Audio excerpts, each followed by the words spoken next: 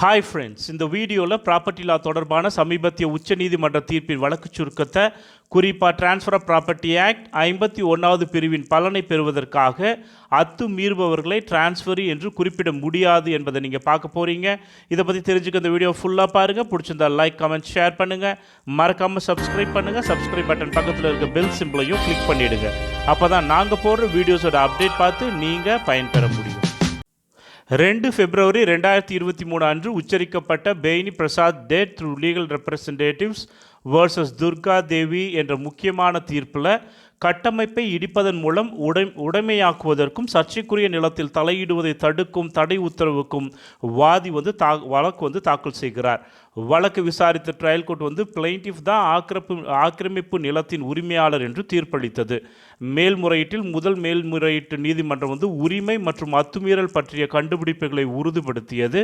ஆனாலும் கூட ஒப்புக்கொள்ளும் கொள்கைகளின் அடிப்படையில் வாதிக்கு மீட்கும் உரிமை இல்லை என்று தீர்ப்பை மாற்றியது. இரண்டாவது மேல்முறையீட்டில் ஹிமாச்சல் பிரதேஷ் உயர் நீதிமன்றம் முதல் மேல்முறையீட்டு நீதிமன்றம் வழங்கிய தீர்ப்பு மற்றும் ஆணையை ரத்து செய்து ட்ரையல் கோர்ட் வழங்கிய தீர்ப்பு மற்றும் ஆணையை மீட்டெடுத்தது. பாதிக்கப்பட்ட நிலையில் தற்போதைய மேல்முறையீட்டு மனுக்கள் தாக்கல் செய்யப்பட்டுள்ளன.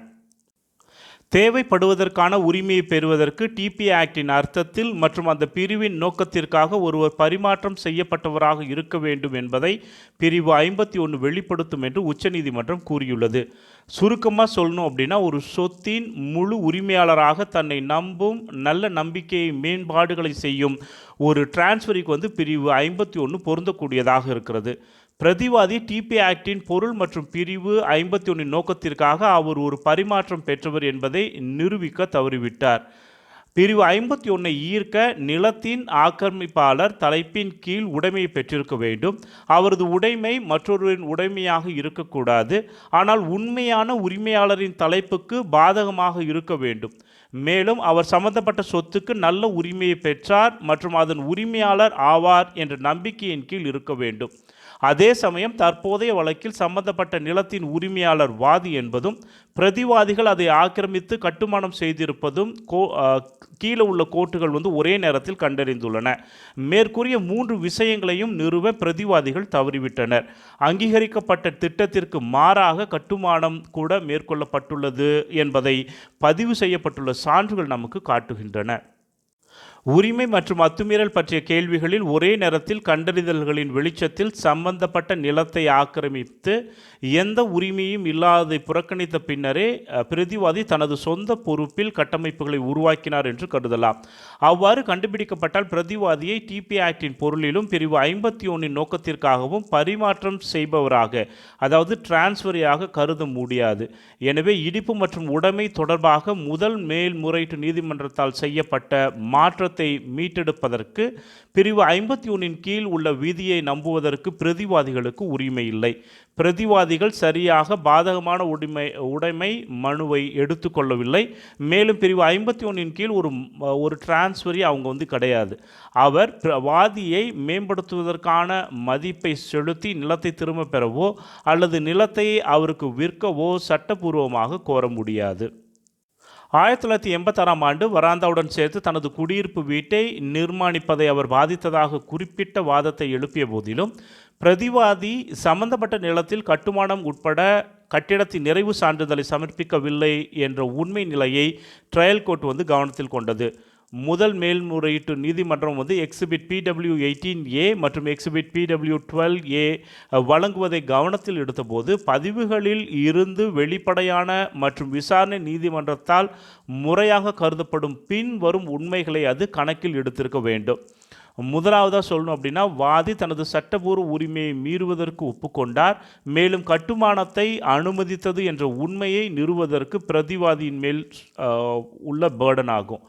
அந்த வகையில் 1986 ஆண்டு அங்கீகரிக்கப்பட்ட திட்டத்தின்படி தனது சொந்த நிலத்தில் குடியிருப்பு கட்டிடம் கட்டும்போது சர்ச்சைக்குரிய நிலத்தில் கட்டுமானம் மேற்கொள்ளப்பட்டதாக உறுதியளித்த போதிலும் அவர் அதை நிறுவ தவறிவிட்டார் என்பதை கருத்தில் கொள்ள வேண்டும். ரெண்டாவதாக, அந்த வாதம் உண்மை என எடுத்துக்கொள்ளப்பட்டால் வாதி 1987 ஆண்டு தான் சம்பந்தப்பட்ட நிலத்தை வாங்கியது அவரது வழக்கு என்பதால் அவர் மீது ஒப்புக்கொள்ளும் வாதத்தை அவர் எடுத்துக்கொள்ள முடியாது. மூன்றாவதாக, வாதியின் சார்பாக வாய்மொழி சான்றுகள் மற்றும் ஆவண சான்றுகள் கட்டுமானத்தை மேற்கொள்வதில் ஆட்சேபனையை எழுப்பியதின் உண்மையை வெளிப்படுத்தும். அதன் மீதும் எந்த தலைப்பும் இல்லாத நிலையில் பிரதிவாதி தனது நடவடிக்கையின் மீது நேர்மையான நம்பிக்கையை கோர முடியாது. கூறப்பட்ட சூழ்நிலையில் வழக்கை நிறுவுவதில் உள்ள தாமதம், குறிப்பாக பரிந்துரைக்கப்பட்ட வரம்பு காலத்திற்குள் அது நன்றாக தாக்கல் செய்யப்பட்ட போது அது ஒப்புக்கொள்ளப்பட்டதாக கருதப்படக்கூடாது. 22 செப்டம்பர் 1987 அன்று தந்தி செய்தியை அனுப்பிய வாதி துணை ஆணையரை அணுகி இறுதியில் 10 டிசம்பர் 1987 அன்று பிரதிவாதியின் அத்துமீறலை வெளிப்படுத்தும் அறிக்கையை பெற்று 11 மே 1988 அன்று வழக்கு தொடர்ந்தார்.